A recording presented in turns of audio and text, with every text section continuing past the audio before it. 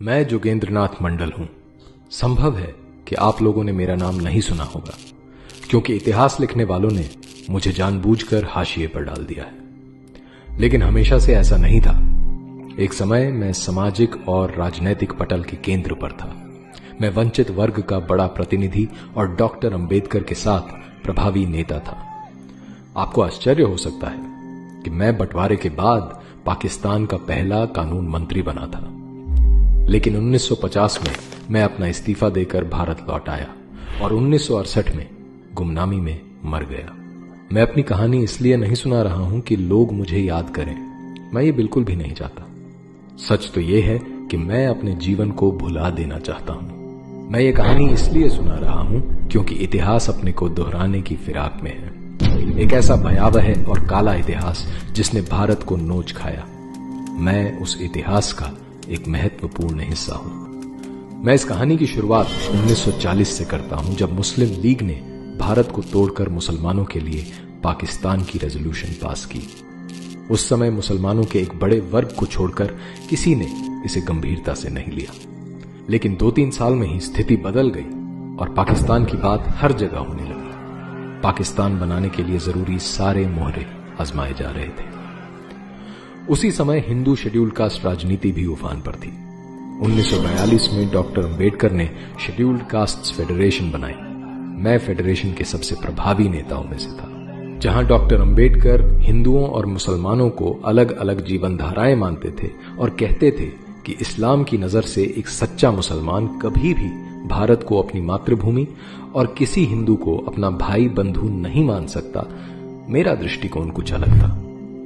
मैं समाज को केवल राजनीतिक और आर्थिक आधार पर देखता था। मैं मानता था कि क्योंकि अधिकतर शेड्यूल्ड कास्ट हिंदू जातियां और मुसलमान आर्थिक और शैक्षिक दृष्टि से पिछड़े हुए हैं, तो ये दोनों एक समान हैं। दोनों मिलकर एक राजनीतिक ताकत बन सकते हैं। शायद मेरी इसी सोच को जानकर उसका फायदा मुस्लिम लीग ने उठाया।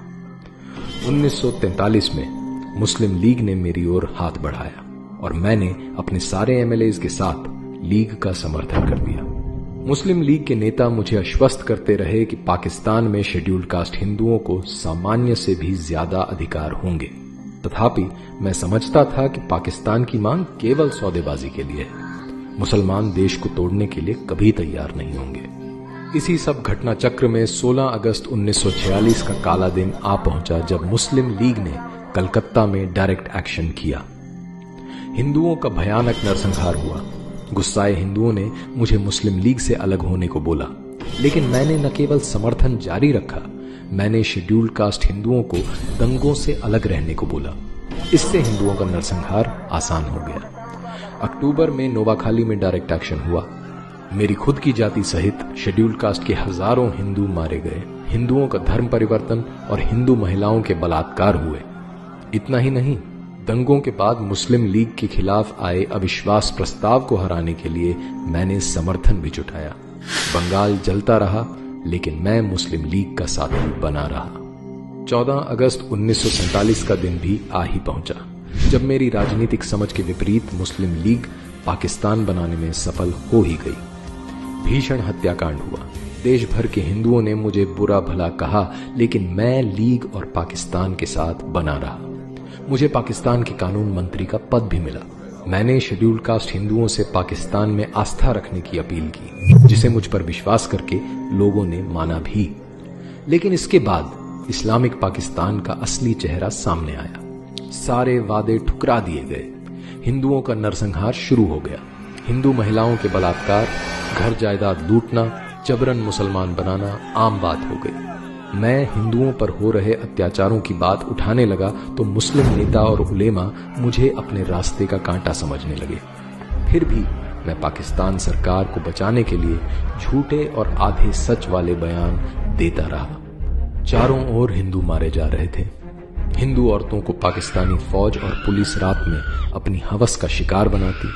सबसे बुरा हाल मेरी अपनी जाति का हो रहा था, क्योंकि उन्होंने मुझ पर विश्वास करके आत्मरक्षा का कोई उपाय नहीं किया था। मैं जब गांव के दौरों पर निकलता तो हिंदुओं के कंकालों को कुत्ते और गिद्ध नोचते नजर आते। सिर्फ 10 फरवरी 1950 को ही ढाका में 10,000 हिंदू इसलिए मार दिए गए क्योंकि असेंबली में कुछ हिंदू विधायकों ने वॉकआउट किया।